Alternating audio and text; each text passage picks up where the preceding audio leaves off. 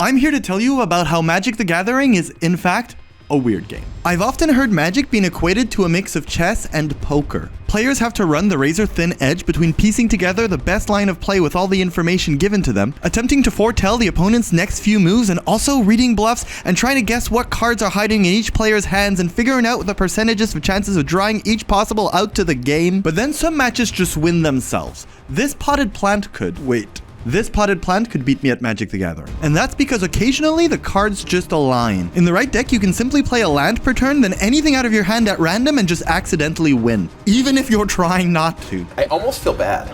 You could play so many low-cost creatures that just turning them the way Richard Garfield intended creatures to be turned has your opponent offering you a handshake faster than you can say combat damage. In the right deck, just playing 2 cards might have the person you're playing against ask around to see if what you did was even legal before shuffling their lands back into the library. If you autopilot your way into casting a Pestermite followed by a Splinter Twin, great job! You just NPC'd your way into creating infinite Pestermites and attacking with infinite damage. Time Vault is not a bad card, and Voltaic Key is pretty good, but if you play them back to back, you just cheat coded your way into deleting all your opponent's future turns and up, down, left, right, AB'd your way into victory. Some decks are just made to be played on Arena on your phone while sitting on the toilet. Sam will attack, and then he will reveal Blazing Show and Progenitus. And what's great about the mono blue version of this deck is he has, a lot of protection in the form of counter spells. But then some decks require you to have, unlike me, paid attention in math class. Some decks ask you to count to 9, and that's no in German. And that's a 9 for me. We will get to the 3 hardest Magic decks to play, but first I want to make an aside. This is not the rocket science of Magic decks yet, but let's talk about Dragonstorm. When your high school teacher told you to pay attention in class because you would be using it in real life, they were not referring to this. But don't put away your calculator. Dragonstorm is a card that allows you to search for a dragon card in your deck and put it into play. It costs 9, so usually paying that much to put a dragon into play is not what you include on your CV. But there is some extra text stapled onto that card. You can copy it for each other spell you played this turn, so as long as you played 3 spells before resolving it, your 4 Bogart and Hellkites are going to high 20 your opponent right in the Whistler. Your Dragonstorm gets copied 3 additional times, you search your library for some dragon cards, give your opponent a painful presentation. Is this deck simple? Kind of. Can you get it wrong? Look at me in the eyes. Even the best players in the world can get it wrong. They bleed just like us. See, collecting the resources to pay for a 9-mana spell is daunting. People don't usually just have 9 floating mana laying around, so players had to get creative to get to play Dragonstorm. A crafty combination of Lotus Bloom, Seething Songs, and Rite of Flames had to be used to get there before your opponent had their own closing statement to the game. Yeah, Mihara needs to go off this turn. Paulo can probably kill him next turn. This is Makihito Mihara, winner of the very World Championships 2006 that you are watching right now. He did not count to 9. Did Mihara miscount? Like, he played that ritual, and then he took back the second ritual. Did he miscount his mana? Once he had the second Rite of Flame on the stack, he realized his combination of mana spells and his 1 sleight of hand would just leave him 1 mana short of casting a game-winning Dragonstorm. He had miscounted his way out of a World Championship victory. You can see the sly smile creeping on Paulo Vitor Damarosa's face as he realizes he just basically won by mistake. Why aren't I dead? I'm supposed to be dead. Oh, the smile. But Mihara backpedaled. He kept calm and redid the math. He's confused and scrambling for a plan. So he's got 2 mana in his pool from the first Rite of Flame. Right. I can feel this guy thinking. Just looking at him makes my brain hurt. The judge told him to wrap it up. That mana has been floating for too long and it's starting to get heavy. Wow, repeals the Savannah Lion. Forced to make a move, he plays a card from his hand that bounces one of Paulo's creatures and draws a card. And wouldn't you know it? Oh, is that another ritual? Life is a funny way of forgiving your mistakes sometimes because he just ripped another Rite of Flame right off the top, sneaking his way into just enough mana to play a game-winning Dragonstorm. That was good enough. Oh my god, he repealed into the third ritual. The disappointment on Paulo's face is palpable. There's the hand from Paulo. Oh my goodness, Makihito Mihara wins! Magic is hard, folks, but let's crank the levels just 1 up. Slightly more difficult is something in the game we call non-deterministic combos. And the seasoned Magic players might remember a deck that was so complicated that most people didn't even really know how it won. Nadu was supposed to be a 3/4 flying bird that cost 3 mana. And up to 2 times per turn, if one of your creatures was targeted by a spell or ability, you had the huge value engine of looking at the top card of your library, and if it's a land, you get to put it into play, but if it's not, you get to draw it. I would say that that card is a solid beanie. But, my friends, like math, Grammar is hard. The parentheses were supposed to end after the word hand, at which point, the ability could only happen twice each turn in general. But because it was placed at the end of the block of text, each creature could be activated twice. And now, the B in Bee's Knees stands for banned. Because this card just cracked the game, fracturing through all of Magic's communities. The deck just crushed its Pro Tour, winning an almost unbelievable 59% of the time, while putting 5 players into the top 8 and eventually winning the whole thing. Trying to stop Nadu from being an absolute of a commander card, and it ended up being an absolute of a commander card. If there is one thing that competitive players and commander players could agree on, it's that a misplaced parenthesis can be grounds for war and that no one was having a good time. Nadu commander players could hold the game hostage for 20-minute turns, and competitive Magic was not doomed. If your deck was full of lands and cheap creatures, you could just target Nadu with abilities that were free. Like how on Shuko, if you pay 0 mana to equip it to a creature, giving it +1/+0, the stat line didn't matter because with Nadu you could just draw a card or put a land into play. Then if you could play a creature with one of those lands, you could equip it twice, making you draw or put 2 more lands into play. You would then loop this until you drew your entire deck and put your key creatures into play, and then won by some convoluted way that I can't explain to you because I would usually concede as soon as someone would target a Nadu with a Shuko. And I wasn't the only one. So many people would just press the off button on their match when Nadu would start its little victory dance that many Nadu players never even learned how the deck eventually wins. This is Brian Braundrin, the 2016 world champion. Saying this guy is good at Magic would be a lie, because he's actually great at Magic and is an incredibly impractical orange fork to prove it. He made the top 8 of the NRG series, a large modern tournament in the United States. Making the top 8 means he had to win most of his games through multiple rounds. Playing this deck for hours against people who saw Nadu and Shuko and said, nah dude, I should go. But this is the top 8 and there is no time limit. And Blake, Brian's opponent, has nothing to lose. So he says, okay Brian, show me how you win. Nadu is Naduing. And you know what? It's doing so in the hands of a world champion. Who better than Brian Braundrin to show off in what could be the last weekend of the Nadu deck? And it's unclear to me if Brian ever actually learned how the deck wins and had to figure it out in that moment, or if he really slowly paced through the game actions to make sure he wasn't doing any mistakes. But this turn took 58 minutes. I'm going to be completely honest with you. I don't exactly know how it works. You could watch an entire episode of Game of Thrones in the time it took Brian to combo. At some point, Brian is taking so long, his opponent just gets up and leaves. The only, okay, we're Blake's stepping off camera, so we may be hopefully reaching a conclusion here. Brian finds the last combo piece to win, an Ottawada, a land that can bounce one of Blake's permanents or Brian's own endurance. Brian can shuffle it back into his library infinitely, then put some other cards back into his library, gain infinite life, attack with infinite insects. Blake says, okay, show me the money. Those are representing tokens, I believe. We did officially hit the Got a lot limits of tokens. of all the insect tokens that were in fact printed. The poor casters simply run out of things to talk about. Corbin, we're running out of things to talk about.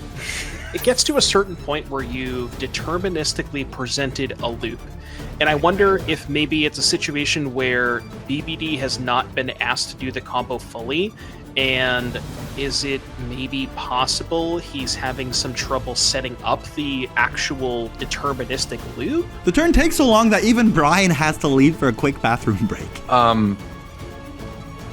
Oh, Yeah, now this BBD's is- stepping away. Oh, BBD's gonna go consult, okay. Or maybe just go to the bathroom. Magic is hard, friends. Some decks are so complicated that the world champion takes the amount of time it takes to walk from one edge to the other of the country of Monaco to figure out how to win with them without making mistakes. Why we're even still making BBD track the dice? Like, can we? The judges, someone has to be able to get involved here. We have to be able to figure something out. And we'll never know if he'd have figured out the win because Blake just gave up and peaced out after 58 minutes, deciding to take the L instead of having to keep on watching Brian do a victory lap. Hey, there we go. Or at least a victory power walk. Brian eventually won that match, but at what cost? And Nadu's a complicated deck to play, but not the hardest. Some decks require a player to specialize and master them over many years if they ever want a chance at a positive win rate with them. Some decks essentially require a PhD in MTG and can only be played by the top players in the world. And I'm no authority, but I talk fast and I have a microphone, and you're here probably eating a sandwich, so I'll take this opportunity to tell you about the 3 hardest Magic the Gathering decks to play ever. Just subscribe first. And number 3 will shock you. And by that, I mean that you'll be shocked at how boring a Magic the Gathering game can be, because number 3 is a deck infamous for making Magic the Gathering tournaments about as fun to watch as a stream about watching paint dry. Our bronze medal for the hardest decks to play of all time goes to Lantern Control.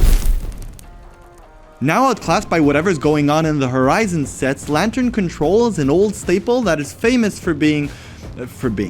See, in Magic, you have some decks called lock decks. We have 2 mana on turn 1, we play Chalice of the Void on turn 1, luck 1 drops out of the game forever. And because our deck is built around Chalice of the Void, it doesn't really hurt us at all. In some decks, Chalice of the Void kinda beats on its own. They don't win as much as they simply prevent your opponent from winning and then stare at them and ask, do you have anything better to do right now? Because I promise you that I do not. Lantern Control is that kind of a good time. It's treating your opponent like when you and your little brother played Nintendo and you played the game but you gave him an unplugged controller so he just thought that he was making Mario Run. Lantern Control asks you to assemble 3 pieces. First of all, you need to put an Ensnaring Bridge into play. It prevents creatures with power greater than the cards you have in hand from attacking. But you're in a race to the bottom, so your hand is going to be empty soon and no one can attack. So how do you win? The second part is Lantern of Insight. It's a card that makes both players play with the top of their library revealed, and you can sacrifice it to make a player shuffle if you don't like what they're drawing. And part 3 is just more of the above. Because your deck is full of cards like Codex Shredder that remove the top card of your opponent's library if it's too good. And that's your game plan. You prevent them from attacking, and then you make sure that everything they draw does nothing, and then you say, okay, let's both do nothing. The deck doesn't really win, and it doesn't need to. Your opponent came to play Magic, and if you don't let them play Magic, they'll eventually just walk away. And if they don't, well, you're each drawing a card per turn, and they're emptying their library faster because Codex Shredder mills only them and not you. But the deck was never too popular because not any average Carl could just win with it. Only the Hussein Bolts of running a deck list properly could master the game well enough that they could assess threats to a point where they weren't judging the cards to give their opponent by a coin flip. I can't repeat this enough, but Lantern Control is hard because you have to know everyone else's deck better than they do themselves. Luis Salvato won Pro Tour Rivals of Ixalan with the deck because he simply could read everyone like a pamphlet. Here he is on turn 1 naming a random fetch land out of none other than Jerry Thompson's hand because he knew it would just slow him down and shut down the lands in his hand. What is he naming here? Well, we'll find out in a second, won't we? There's Pithing Needle from Luis Salvato. There's that Pyromancer from Thompson. Passes a turn back. It's Bloodstained Mire. Which Jerry does have in hand. It's going to mire that card in his hand. Wow. What a read. Evaluating what card an opponent gets to draw is like looking into a crystal ball and trying to figure out the past. What is your opponent looking for? Do they need that 4th land, or is their hand full of them already? Are they missing a combo piece, or is that card just an empty taco shell because they don't have any filling? Luis can continue to just kind of sculpt the top of his deck and find, either additional mill rocks to keep looking for that Ensnaring Bridge, or just find the Ensnaring Bridge by itself. He can also make sure that Jerry can't find answers to, this combination of cards. Most mistakes come from not being patient enough. Milling something that you could just survive and accidentally letting your opponents draw their key cards instead. Under any card you decide to mill could be a landmine. Watch here, Salvato decides to mill away a Bedlam Reveler because although it won't be able to attack, drawing 3 cards, meaning 2 unknown, is too risky. So Luis Salvato tantalizingly close to completely locking this one up here. He lets him draw Marsh Flats, which is also a risk because fetch lands let you shuffle your library to get an extra look at the top of your deck, but that was just the right decision because he ended up winning that match and got the Temu version of the Eye of Sauron to prove it, winning the whole Pro Tour and being the first person to ever get Marshall Sutcliffe to say, Lantern Control wins the Pro Tour. I never thought that I would be saying those words here. Now if you think predicting your opponent's future is hard, let's talk about something that seems simple but put players into a think tank that they sometimes never came back from. If you could only have a 5-card library to win the game, what would it be? If you thought it was hard to answer the where do you see yourself in 10 years question, it's got nothing on the where do you see yourself in 5 draws from now without accidentally milling yourself to death, but also winning the game somehow in only 5 Cardaroonies, and what is your opponent going to do to deal with said Cardaroonies? Welcome to the Day of Doom. Doomsday is also known as the 1-card combo. The main game plan of the deck is always just to resolve the card Doomsday. It's easy, all you need is 3 black mana. Doomsday? Then you half your life total, no biggie, when you're about to win the game anyways. But now comes the guitar solo, the best man speech, the money shot, the flipping of the pancake. You select 5 cards from your library and graveyard, put them in any order you want, and exile the rest. It sounds simple, but 1,000 decision trees lay ahead of you. Okay, if I make this pile, I can play Teferi with a mana still open. Once Teferi's down, they can't do anything. Then I can Brainstorm and make my hand Lion's Eye Diamond with 3 cards left in my deck. If I minus Teferi, draw Deep Analysis. That's 2 cards left in my deck. Crack LED for blue. Deep Analysis, draw the 2 cards. Use 1 floating blue and Cavern of Souls to win. All roads lead to Rome, but how do you decide which one you're going to take without getting your wheel stuck in the mud or your cart overtaken by bandits? Stacking 5 cards in hopes to win the game is commonly known within within the Doomsday Head community as piling. And as a piling of a term that is, it hides behind it a headache of a puzzle to solve. The 5th card, the light at the end of the tunnel, is almost always Thassa's Oracle. It's a 2-mana creature that allows you to look at the top 2 cards of your library when it enters, and if you have less than 2 cards in there, your opponent offers you a victory handshake. But you have to make it to this proverbial bottom of the well. To rappel down, you'll have to count to 5, meaning you'll have to make a pile that draws 5 cards. And every one of those cards has to either draw cards, protect your combo, generate mana, or have the words Thassa's and Oracle written on it. And in your hand, you'll need something that draws the first card, which in the Doomsday community is called cracking the pile. And if you think this sounds simple, what makes the pile so hard to create is that there's so many opposing strategies to plan around. It's not that you're just building a hut. You have to build a hut that survives maybe a hurricane, maybe an earthquake, maybe nothing, maybe an armored tank, maybe a cartoon wolf blowing really, really hard. You have 60 cards and you have to pick just 5. Street Wraith draws a card for free for low on mana. So does Edge of Autumn. If you're expecting counter spells, Cavern of Souls makes Thassa's Oracle uncounterable, but you will have to draw 2 cards with another spell to make up for putting it into the pile. Teferi costs 3 whole mana, but can either protect your combo or allow you to play a Doomsday end of turn to untap with a bunch of valuable lands and combo off behind the kind of protection only provided by the Pope Mobile, because consigned to memory is a real problem. Your main draw plan involves Ideas Unbound, which just draws you 3 straight cards because you're supposed to win before you discard anyway. Except it costs a pretty penny in the form of 2 whole mana pips. Lion's Eye Diamond is a great way to solve the mana problem. You put a Thassa's Oracle on the bottom, cast a draw spell, sacrifice it in response to discard your hand and create 3 mana, and draw the Oracle with 3 mana but no spells in hand to defend it. A popular Doomsday pile is Ideas Unbound, Lotus Petal, Thassa's Oracle, Thassa's Oracle. This allows you to play a Thassa's Oracle, but if it gets countered, you get to play one again the next turn and hope episode 2 sticks. But it goes deeper than that. You have whole wiki websites online categorizing the different Doomsday piles on offer. You have standard piles, piles that pass the turn, brainstorm piles, piles that play around a bunch of specific interaction. And if that doesn't convince you that this deck is really hard to play, I'll let you fight it out with the Doomsday community in the comments, because they're an adamant bunch and they're really good at counting, so I'll let them take it from there. But now, it's time to dust off your abacus and strap on your thinking cap, because we're about to talk about a deck that can only be played by the masters of the game. John Finkel, on the other hand, is playing a combo deck. A pile of cards that anyone can just walk into a store and buy, but unless you're John Finkel himself, you're not going to be putting up any results worth writing home about because of the sheer amount of math, metagame knowledge, and decision making required to pilot this pile into winning a game. A deck that requires you to be able to calculate the probability of drawing many different card types at once, and to adjust that probability as you go, and to know when to start counting. It's only 5 letters, but it might take you a 15-minute turn before you get to read them, because I submit that the hardest Magic the Gathering deck to play ever is Storm. My first ever competitive Magic the Gathering deck was Storm. I wanted something better than my dopey Vampires deck and did the forbidden N-word. I net decked.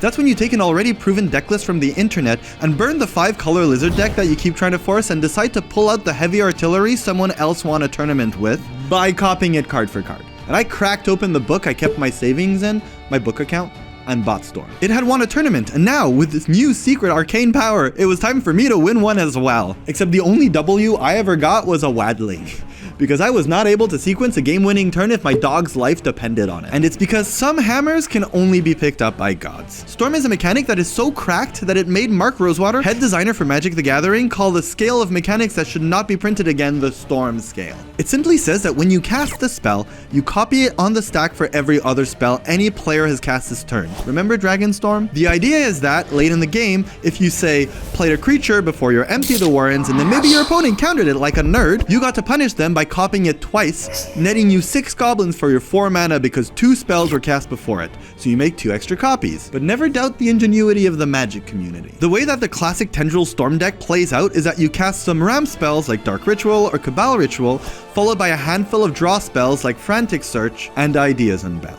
And once you've counted 9 spells, you play Tendrils of Agony. It deals 2 damage to your opponent and you gain 2 life, times 10.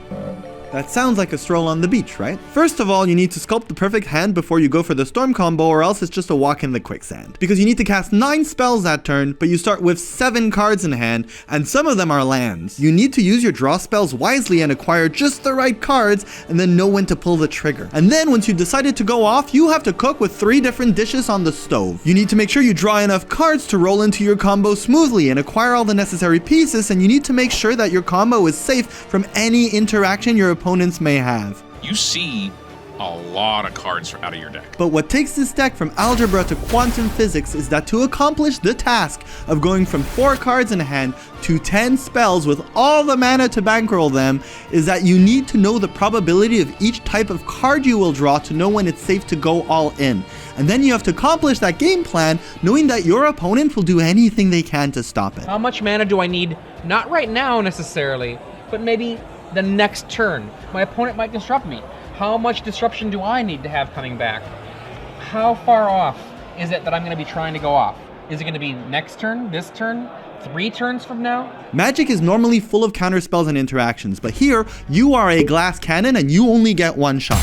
And if you miss, it'll take you multiple turns to build up and be able to go off again. It's like you're shooting an arrow 4 minutes from now, but you have to lock in your aim at a moving target now. Not only that, but sometimes it really truly takes masters to know how to get to 9 spells before your tendrils in a creative way. Here, Adam Prozac can only put together 8 spells and he knows it, but he needs to go off now. If there is any deck that's difficult to brainstorm with in Legacy, Adrian, I think this one might be the most difficult. The tick is clocking. He saw Sam Friedman's hand and knows he has a Surgical Extraction, a spell that can target any card in Adam's graveyard and exile every copy he has in his deck for the game. That is a hard card to play through. Of all the decks, I think if you brainstorm incorrectly with this deck, I think this is the least forgiving of the brainstorm decks in the format. But Adam, who is now a developer of the game at Wizards of the Coast, is a master, and he sees that Surgical Extraction as an opportunity. But it looks like he may be moving in here, so we do see a Lotus Petal. We see a second Lotus Petal. His storm count is now 4. And Mr. Wayne, there is a storm brewing. And he plays a tutor to go get another ritual spell. Infernal Tutor? What's he gonna grab?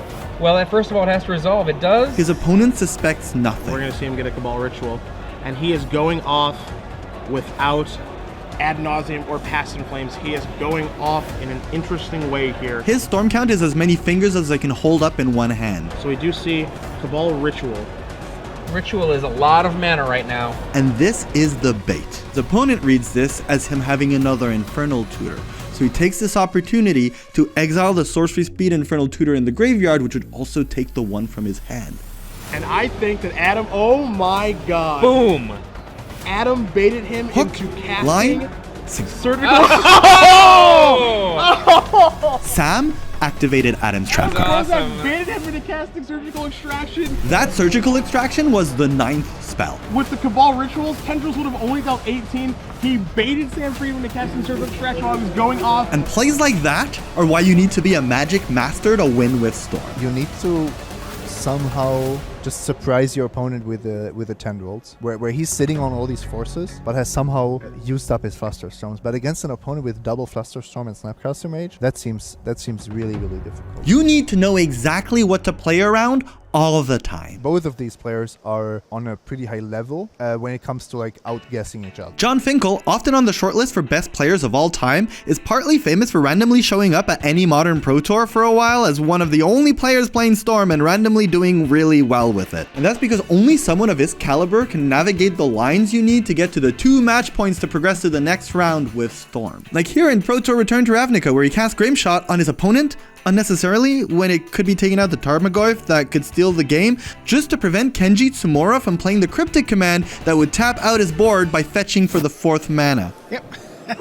Going to game 2. So now you can go out and play Storm if you're the kind of guy who thinks he can land a plane in an emergency.